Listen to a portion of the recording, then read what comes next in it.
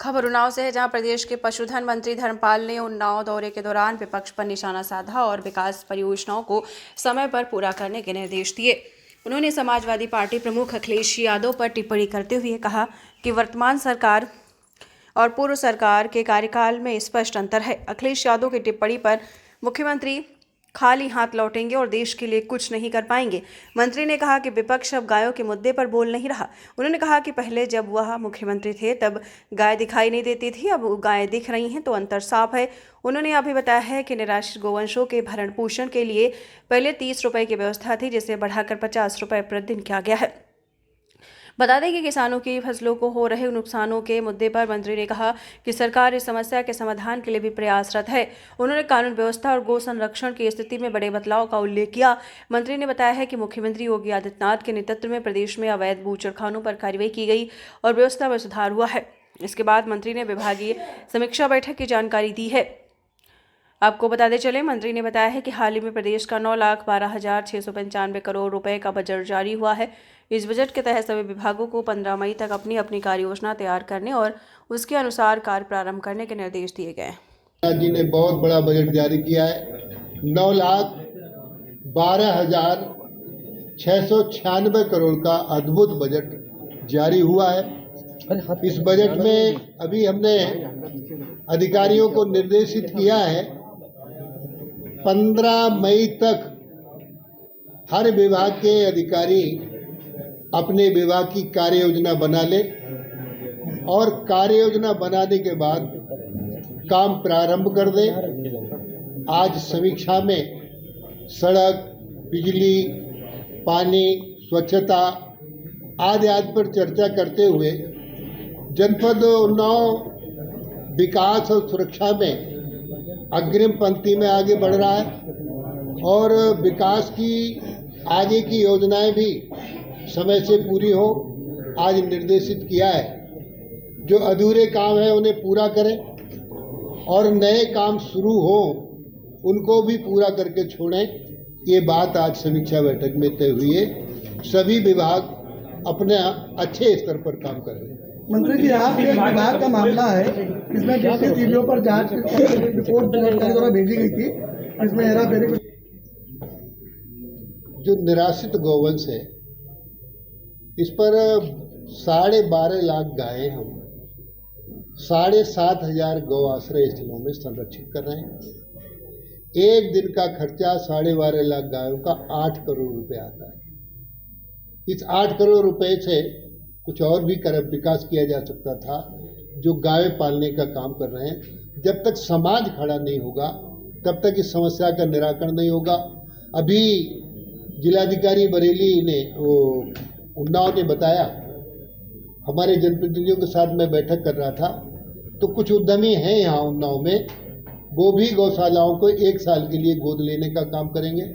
अभी बरेली में घनश्याम खंडेलवाल 1000 गाय 1 साल के लिए अपने पैसे से चलाने का काम कर रहे हैं। हर मंडल स्तर पर हम उन्नाव में कुछ एक आधा नाम बता सकते हैं? कुछ दो गौशालाएं सर, 2 गौशालाएं गोद दिलवाएंगे सर लोग। 2 गौशालाओं का विवरण आया है, उनके नाम भी और ये सब पूरी डिटेल आपको दे दी जाए। एक बात को और जरूर करना है, अभी तक तो वो कहते थे कि गाय पहले, अभी मुझे अच्छा लगा उन्होंने गायों पर भी बोलना शुरू कर दिया। उन्होंने कहा है कि गाय पॉलीथीन खा रही है। अभी उन्होंने कहा है कि गाय पॉलीथीन खा रही है। उनके समय जब वो मुख्यमंत्री थे तो गाय दिखाई नहीं देती थी, सब कसाई खा जाते थे, कटान में होती थी। अब जो गाय दिखाई दे रही, अंतर है। अखिलेश यादव का, योगी जी का, योगी खाली हाथ नहीं लौटेंगे। तो जब समाजवादी जब आप फसलें खा रही हैं, गायों को खा लिया जाता था, अब गाय तो नहीं खाई जा रही हैं, फसलें जो खाई जा रही हैं उसको रोकने नहीं, कोई नहीं मर रही है। हम पूरा जो 30 रुपया दिया जाता था हम उसको 50 रुपया दे रहे, पूरा बात हो जाए, इसके बाद आप सवाल कर लेना। नहीं, मैं हाँ कर लेना। 50 रुपया दे रहे हैं और अब अंतर है हमारी सरकार में और उसमें।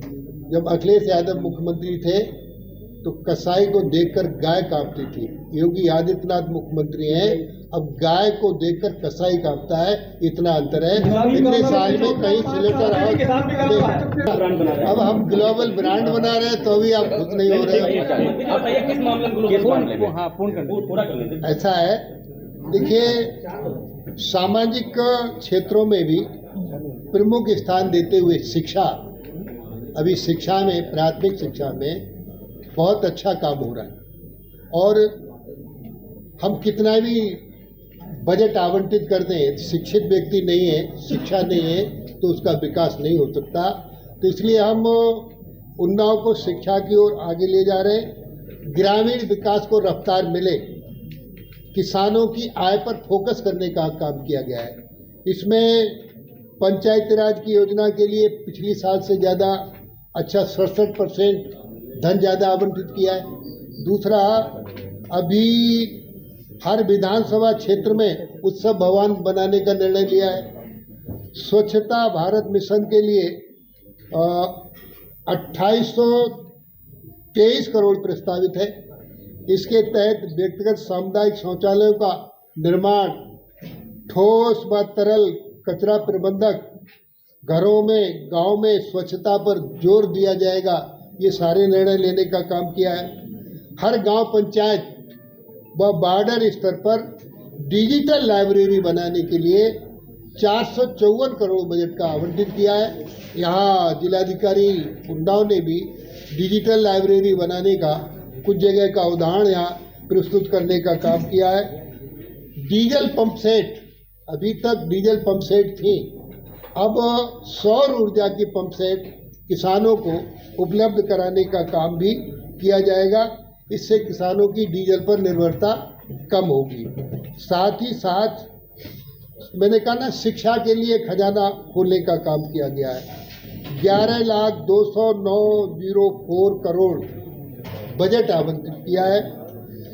समग्र शिक्षा के लिए 300 करोड़ रुपए परिषदीय प्राथमिक विद्यालयों में स्मार्ट क्लास बनाने के लिए आवंटित करने का काम किया गया है।